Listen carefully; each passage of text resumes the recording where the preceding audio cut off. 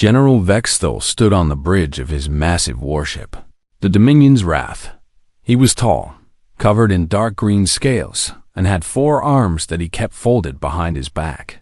His species, the Corvani, had been fighting humans for almost 10 years now.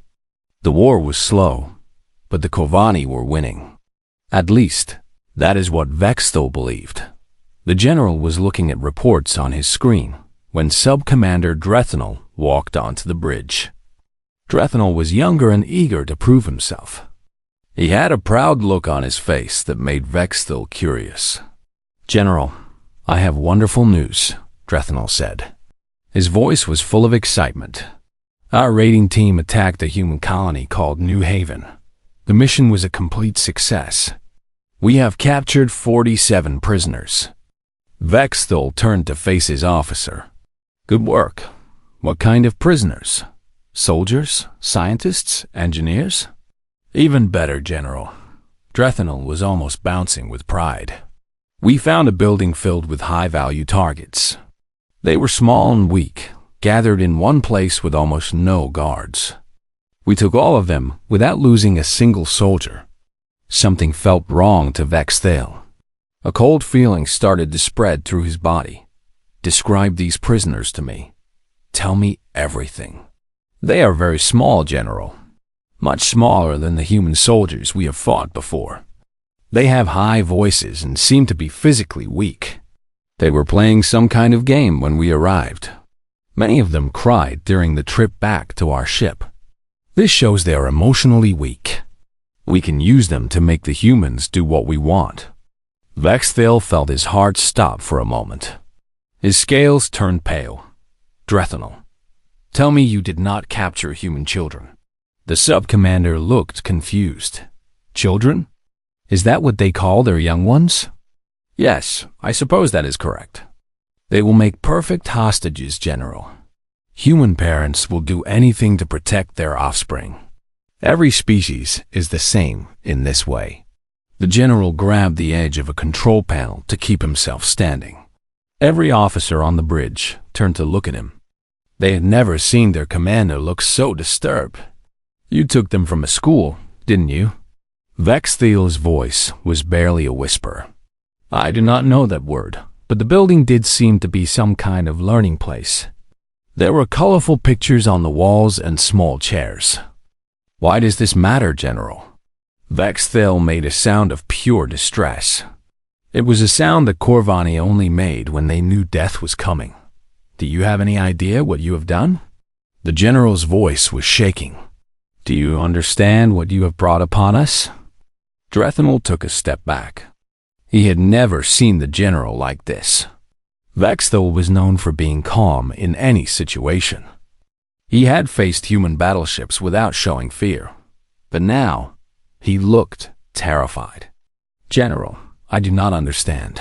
They are just children. They are weak and helpless. The humans will have to negotiate with us now. They will give us whatever we want to get them back." "No." Vexthal shook his head slowly. "No, you foolish creature. The humans will not negotiate. They will not talk. They will not make deals." He walked to the main view screen and stared out at the stars. "They will come for us. And when they arrive, they will not stop until every single one of us is dead, or those children are safe. But General, we have a strong fleet. We can defend ourselves." Vexthal laughed, but there was no humor in it. "You do not understand humans, Drethanel. I have studied them for 15 years. I have read their history. I have watched their wars. I know what they are capable of." He turned to face his sub-commander. "Humans are strange creatures. They fight among themselves constantly. They argue about everything. They seem weak and divided. Then why are you afraid? Because all of that changes when you threaten their children." Vexthal's eyes were dark. "When human children are in danger, something happens to their species. They stop fighting each other. They stop arguing. They become united in a way that is terrifying to witness. And they become capable of violence that makes our worst warriors look like gentle creatures." The bridge was completely silent. Every officer was listening to the general's words. "There is a human saying," Bextel continued. "They say that a mother bear is the most dangerous creature in the forest when her cubs are threatened. But bears eventually stop chasing you. Bears can be scared away. Humans cannot. Humans will follow you across the galaxy. They will hunt you for years. They will destroy everything you have ever built. And they will not stop until their children are safe." Drethanol's confident expression was gone. He was starting to understand the size of his mistake. "What should we do, General?" "First, you will take me to the prisoners. I want to see them myself. I want to make sure they are unharmed." Vexthil started walking toward the door. "If even one of those children has a scratch on them, I will throw you out of the airlock myself." "General, the children are fine. We did not hurt them." "Good. Then you might live long enough to see what happens next."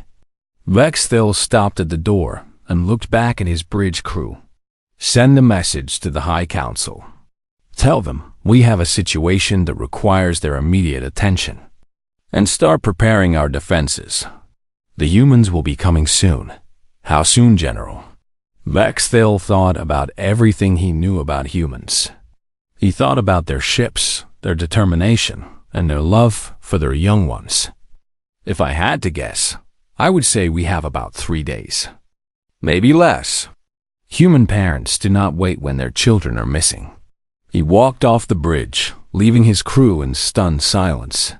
Behind him, Drethanol stood frozen in place, finally beginning to understand the disaster he had created. The children of New Haven Elementary School were being held in a converted cargo bay. They had no idea that their capture had just started a chain of events that would shake the entire galaxy. They only knew that they were scared. They missed their parents, and they wanted to go home. They would go home. But first, the Corvani would learn a lesson that every species in the galaxy needed to understand. There are some things you simply do not do. And taking human children is at the very top of that list. General Vexthel had not slept in 2 days. He had spent every moment preparing for what was coming. His crew watched him with worried eyes as he paced the bridge, checked reports, and issued orders in a voice that was starting to sound tired. The children were being treated well. Vexthel had made absolutely sure of that. He had brought in the best food supplies from the ship's stores. He had assigned medical officers to check on them every few hours. He had ordered soft blankets, toys, and drawing materials to be delivered to their holding area. Most importantly, he had stationed his most trusted and disciplined guards outside their door with very clear instructions. Anyone who scared the children would be punished. Anyone who hurt them would be killed. There were no exceptions. Grace Miller had become the unofficial leader of the prisoners. She organized games to keep the children busy. She told them stories at night to help them sleep. She made sure everyone ate and drank enough. And she watched the Corvani guards with eyes that never stopped being suspicious. Vexthol visited the holding area several times a day. He always entered slowly, keeping his movements calm and gentle. He never raised his voice. He never made sudden moves. And every time, Grace Miller stood between him and the children, ready to fight if she had to. "The human fleet is approaching," Sub-Commander Drethanol reported on the morning of the 3rd day. His voice was hollow and defeated. He had not recovered from learning the truth about his mistake. "They will arrive at our position within 6 hours." Vexthel looked at the tactical display and felt his heart sink. The human fleet was even larger than he had predicted. Hundreds of ships, ranging from tiny fighters to massive battleships that made his own flagship look small. And behind the military vessels, he could see civilian ships keeping formation. Those would be the parents, he knew. The ones who had come to bring their children home. "How many ships do we have?" Vexthel asked, even though he already knew the answer. 47 military vessels, General, plus 15 support craft. They were outnumbered almost 10 to 1. and Vexthel knew that numbers did not even begin to capture the difference. Those human ships were crewed by people who were fighting for their children. His ships were crewed by people who were just following orders. There was no contest. "Open a communication channel," Vexthel ordered. "Broadcast on all frequencies. I want the humans to hear me." The communication officer looked surprised but obeyed.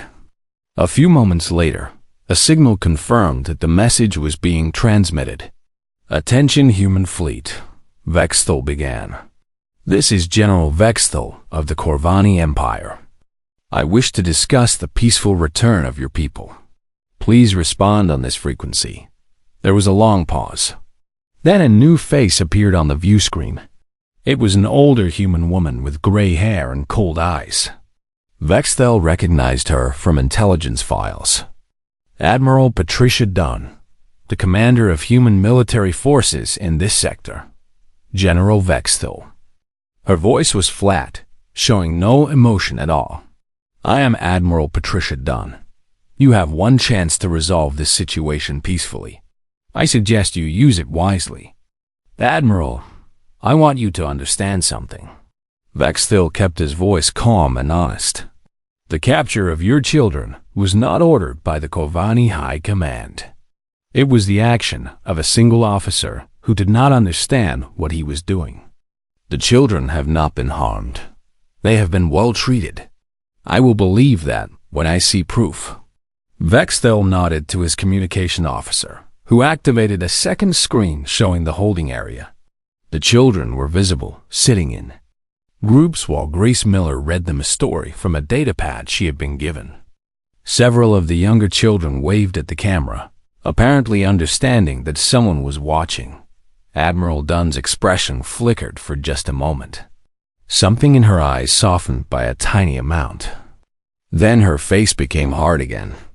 "How do you propose we proceed, General?" "I am prepared to return all prisoners immediately. No conditions, no demands. I will also provide a formal apology from the Corvani Empire for this incident." Vexthel paused, then added, "And I am willing to hand over the officer responsible for the capture, if you wish to punish him yourself." There was a long silence. Vexthel could see Admiral Dunn speaking with officers off-screen, discussing his offer. "You would surrender your own officer?" she finally asked. "Sub-Commander Drethnel made a decision that endangered my ship, my crew, and my entire empire. He attacked the one target that was guaranteed to bring the most extreme response possible. That is not loyalty or bravery. That is stupidity. And in the Corvani military, stupidity has consequences." Admiral Dunn almost smiled. Almost. "We will accept the return of the children and Grace Miller. The apology is noted. As for your sub-commander, we do not require his life. Then what do you require?" "We want him to understand. We want him to study human history. We want him to learn exactly what he almost brought down upon his people. And we want him to carry that knowledge for the rest of his career." The Admiral leaned forward slightly. "We want him to know that every parent in this fleet would have destroyed this ship with their bare hands to reach those children. We want that truth to live in his mind forever."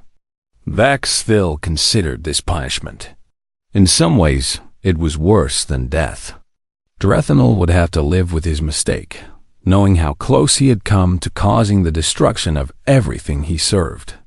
"That is a surprisingly restrained demand, Admiral. The children are unharmed. Restraint is appropriate when restraint has been shown." Admiral Dunn's eyes hardened. "But understand this clearly, General. If even one of those children had been hurt, this conversation would not be happening. There would be no negotiation. There would be no offers. There would only be consequences that your empire would never recover from." "I understand completely, Admiral. I have studied your species. I know what you are capable of." "Good.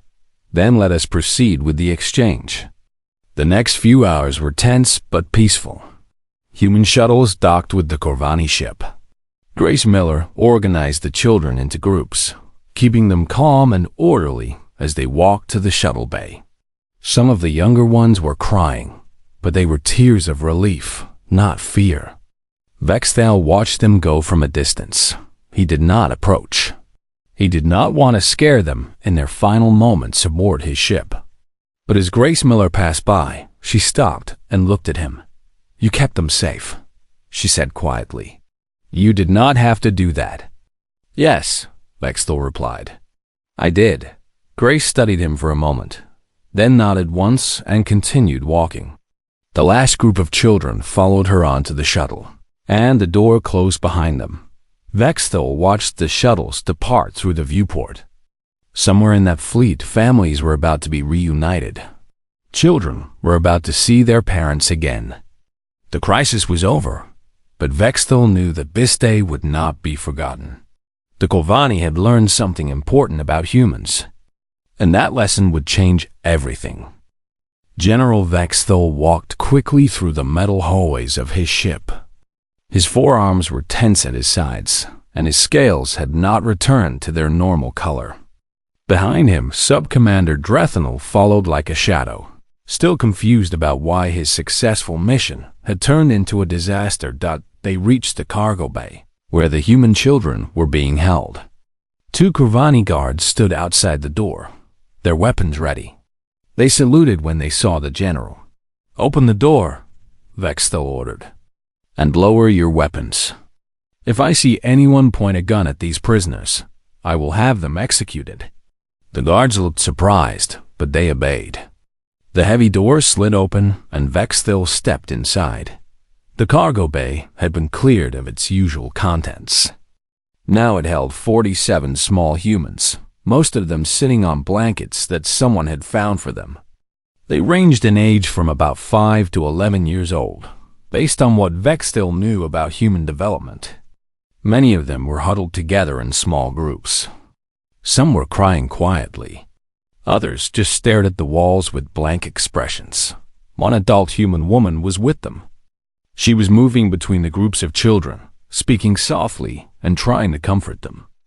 When she saw Vexthal enter, she immediately stood up and placed herself between him and the children. "I am Grace Miller," she said.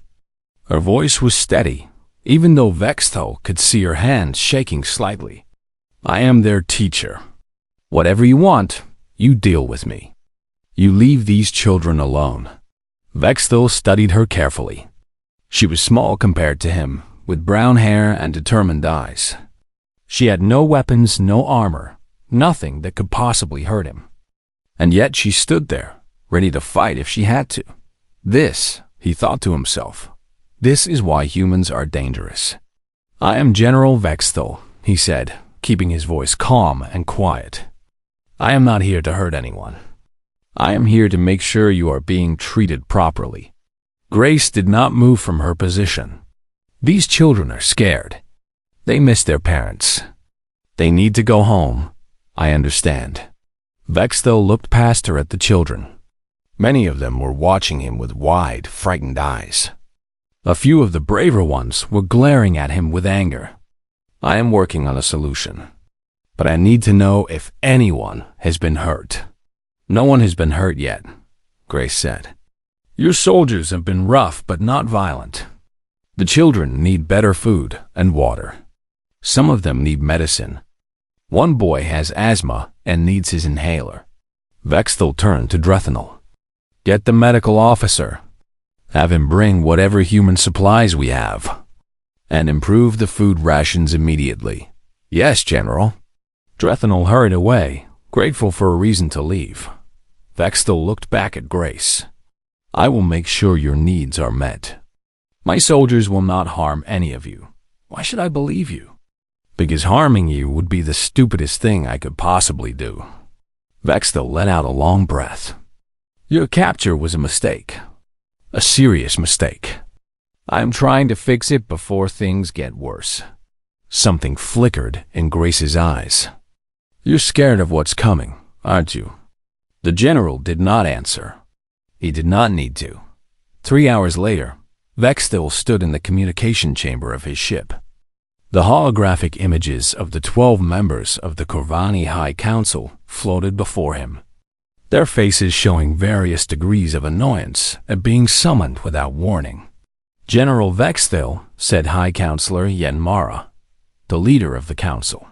She was old, her scales faded to a pale gray, but her eyes were still sharp. This had better be important. We were in the middle of discussing the war budget. Honored Council, Vexthil began. I must inform you of a serious situation.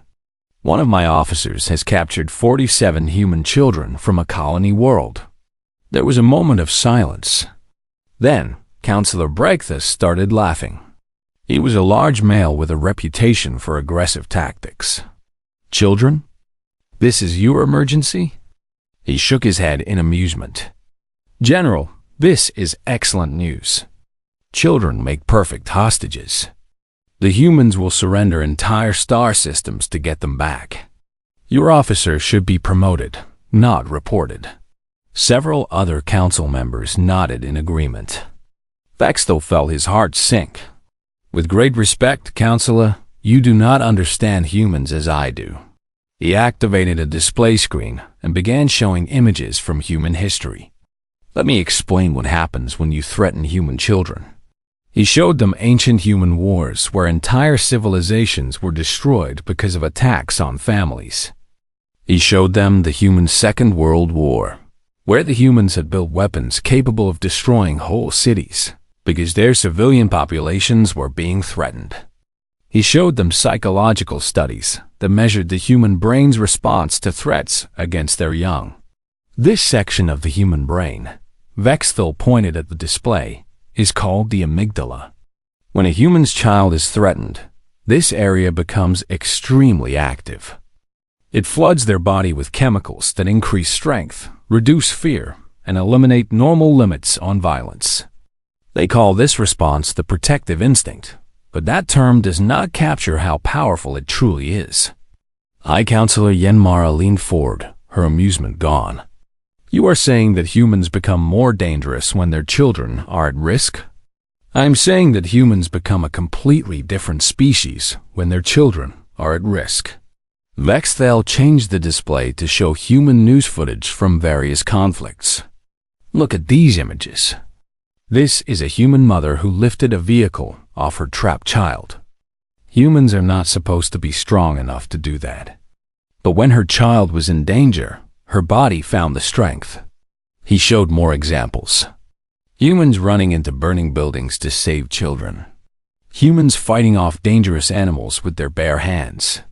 Humans traveling across continents to find kidnapped offspring. This is not unusual behavior for them, Vexthil continued. This is normal. Every human parent is capable of this. And right now, 47 sets of human parents have just learned that we have their children. Counselor Breakthus was no longer laughing. What do you suggest we do? We return the children immediately. We apologize. And we hope that is enough to prevent a full-scale war that we cannot win. Cannot win? Breakthus stood up in anger. The Golvani Empire has conquered 100 worlds. We will not bow to these soft-skinned creatures because of some captured offspring. Then you will die. Vexthil's voice was flat and certain. We will all die. Because the humans are coming, Counselor. They are coming right now.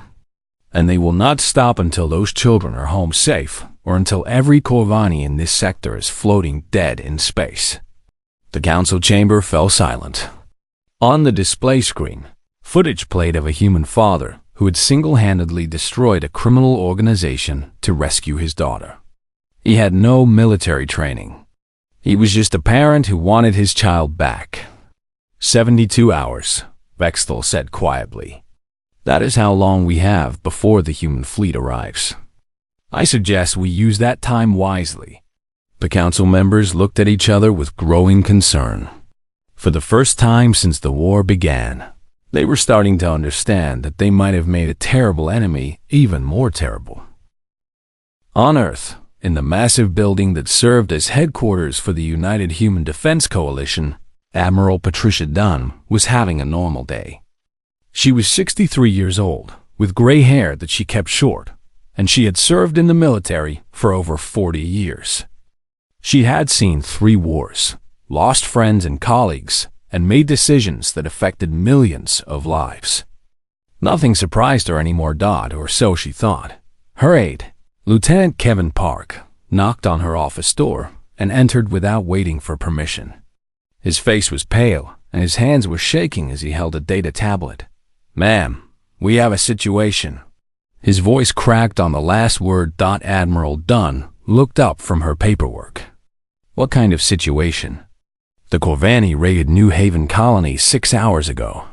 Kevin swallowed hard. "They attacked Riverside Elementary School during class hours. They took everyone inside." The Admiral felt her blood turn cold. "Everyone? How many?" 47 children, ages 5 to 11. 1 teacher, Grace Miller. Kevin set the data tablet on her desk. The attack was quick. By the time the Colony Defense Force responded, the Corvani ships were already gone. Admiral Dunn picked up the tablet and read the report. Her face showed no emotion, but inside, something very old and very dangerous was waking up. She had 2 grandchildren of her own. They were safe on Earth, but they could have been on any colony world. They could have been in that school. "Get me the president," she said. Her voice was calm, almost too calm. "Get me every fleet commander in the sector. And get me the communication codes for the Corvani military frequency." Kevin nodded and rushed out of the office. Admiral Dunn stood and walked to her window. She looked out at the city below, at the people going about their daily lives, unaware of what had just happened. Soon they would know. Soon the whole human race would know. And when they did, there would be no force in the galaxy that could hold them back. Within 1 hour, news of the kidnapping had spread across human space. Within 2 hours, volunteer soldiers were flooding military recruitment centers. Within 3 hours, the largest fleet ever assembled in human history was being prepared for launch. Commander Daniel Hayes stood on the bridge of his battleship, the Resolute. Through the viewport, he could see dozens of other ships taking position around him. Heavy battleships with massive guns. Sleek cruisers designed for speed. Carriers loaded with fighter craft. Support vessels carrying supplies and medical equipment. "Sir," his tactical officer, Lieutenant Amy Santos, reported, "we have confirmation from civilian vessels as well. 32 private ships have volunteered to join the fleet. They are crewed by parents from New Haven and surrounding colonies." Hayes was not surprised. "What kind of ships?" "Mostly transports and cargo haulers. A few mining vessels." Amy paused, looking at her display.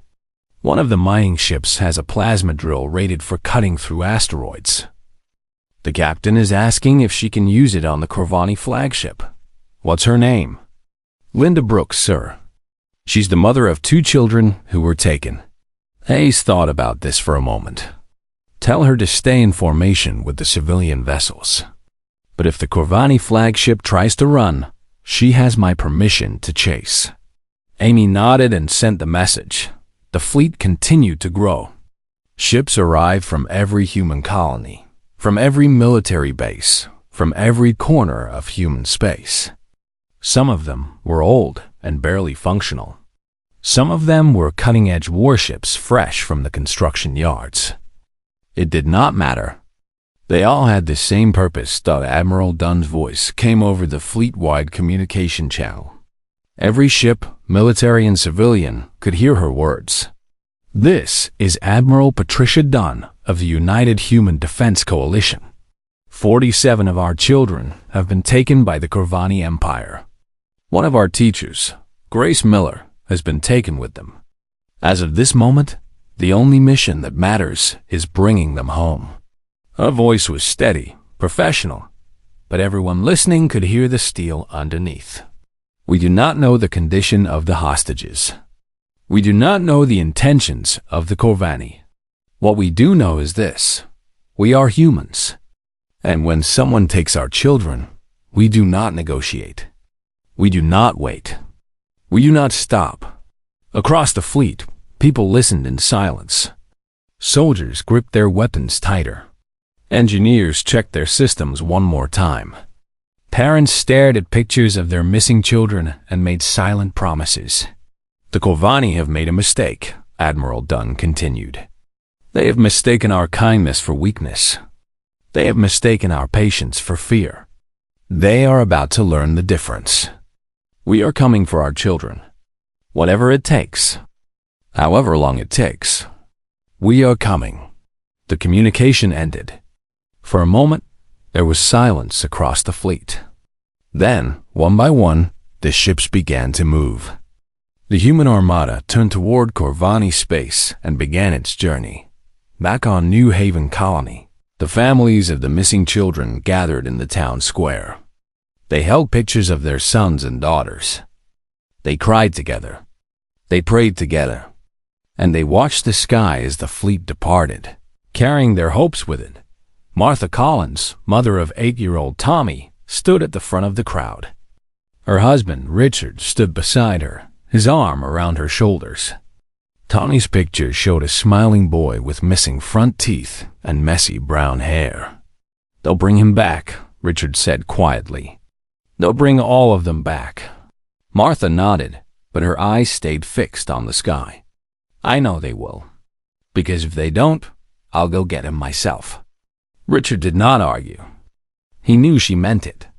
He knew every parent in that square meant it. The Corvani had taken their children, and that was something that could never be forgiven. It could only be corrected down in space. The human fleet picked up speed. Hundreds of ships moving together with a single purpose. Every crew member was focused, alert, and ready for whatever came next. They did not know exactly what they would find when they reached Corvani space. They did not know if the children were safe or hurt or worse off, but they knew one thing with absolute certainty. They would not return home without those children. No matter what it cost. No matter how many Corvani stood in their way. The children of New Haven were coming home. The fleet moved through space like a living thing, like a single creature with hundreds of parts all working together. Behind them, human space waited and watched and hoped. Ahead of them, the Corvani had no idea what was coming. The first shuttle landed on the carrier Resolution, and the doors opened slowly. Inside the landing bay, over 200 people were waiting. Parents who had traveled across space to find their children. Families who had not slept for days. People who had been living on nothing but hope and fear. For a moment, everything was silent. Then the first child stepped off the shuttle. She was a small girl with blonde hair, maybe 6 years old. She looked around the landing bay with wide, uncertain eyes. Emily! A woman's voice screamed from the crowd. A young mother pushed through the people around her and ran toward the shuttle. The little girl saw her and started crying. Mommy! They crashed into each other, the mother falling to her knees and wrapping her arms around her daughter. The woman was sobbing so hard she could not speak. She just held her child and cried. Then more children started coming off the shuttle.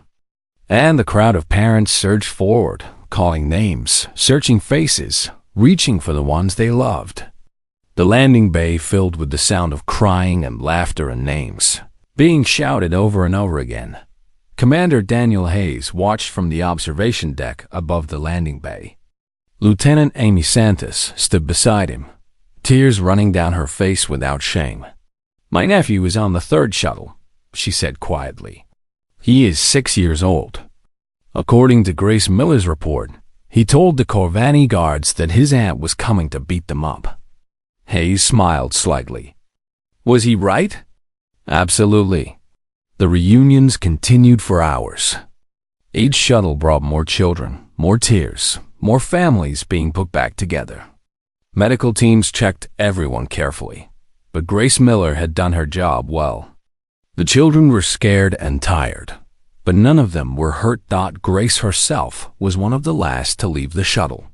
She walked down the ramp with her head held high, looking exhausted but proud. She had spent 3 days protecting 47 children in enemy hands, and she had not failed any of them. Admiral Dunn was waiting for her at the bottom of the ramp. "Ms. Miller," the Admiral said, "I understand you kept those children safe and organized throughout the entire ordeal. On behalf of the United Human Defense Coalition, I want to thank you." Grace shrugged. "I did what any teacher would do."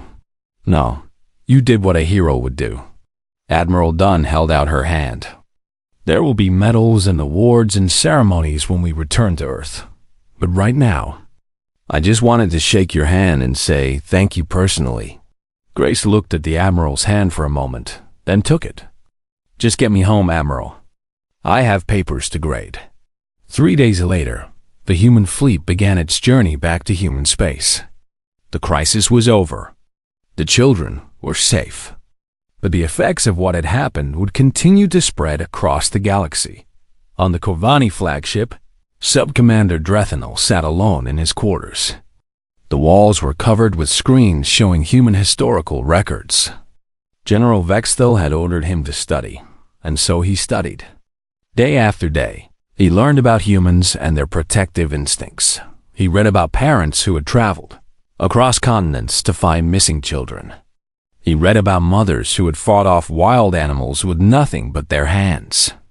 He read about fathers who had sacrificed everything, including their own lives, to keep their family safe. And he began to understand what he had almost awakened. General Vexthel visited him one evening, stepping into the quarters without knocking. "You have been reading," the general observed, "looking at the screens." "Yes." Drethanel's voice was quiet, broken. "They are insane, General. Their protective instincts override all logic, all reason, all sense of self-preservation. They would destroy themselves completely if it meant saving their children." "Yes, that is exactly correct." Drethanel looked up at his commanding officer. His eyes were haunted by everything he had learned. "What do we do now? How do we fight an enemy like this?" Vexthel sat down across from him with a heavy sigh. "We do not fight them. Not like this. We build a peace based on mutual respect, because we cannot afford to fight an enemy that will never stop coming. And we make absolutely certain that no Corvani ever makes your mistake again." In the months that followed, the Corvani Empire quietly changed its policies. A new directive was sent to every military commander in the fleet. It was short and clear. Human civilians, especially children, were to be considered completely off-limits under any circumstances. Any officer who violated this directive would face immediate execution. The directive did not explain why. It did not need to. Every Corvani commander who received it had heard the stories about what had almost happened. They understood. The war between humans and Corvani did not end immediately, but it changed. Both sides became more careful, more willing to talk, more interested in finding peaceful solutions. The shadow of what could have happened hung over every negotiation. Eventually, a peace treaty was signed. It was not perfect, and tensions remained for many years. But open warfare ended, and a fragile understanding began to develop between the two species. On Earth, the children of New Haven Colony returned to their normal lives. They went back to school, played with their friends, and slowly forgot about the scary days aboard the alien ship. Some of them had nightmares for a while, but their parents were there to comfort them, and the nightmares faded over time. Grace Miller returned to teaching. She received several medals and awards for her bravery, but she kept them in a drawer and never displayed them. When people asked about her experience, she would simply say that she had done what needed to be done. But sometimes, late at night, she would stand at her window and look up at the stars. She would think about those 3 days aboard the Corvani ship, about the children she had protected, and about the general who had kept his word. She wondered if General Vexthel ever thought about those days too. She wondered if he understood how close everything had come to total disaster. Somewhere in Corvani space, Vexthel was indeed thinking about it. He thought about it often, especially when he looked at reports about human activities. He had spent his career studying humans, and he had thought he understood them. Now he understood them better. And that understanding had changed him. Humans were not the strongest species in the galaxy. They were not the fastest or the smartest or the most advanced. But they had something that made them dangerous in ways that other species could not match. They had love. Deep, powerful, unstoppable love for their children. And any species that threatened that love would face consequences beyond imagination. The galaxy had many dangerous creatures. But a human parent protecting their child was perhaps the most dangerous of all. This was the lesson the Corvani learned. This was the truth that spread quietly from species to species, from world to world, until everyone knew it. Do not threaten human children. Because if you do, the humans will come. And they will not stop until their children are safe. No matter what. No matter who stands in their way. No matter how long it takes, they will come. And that is a promise that humans always keep.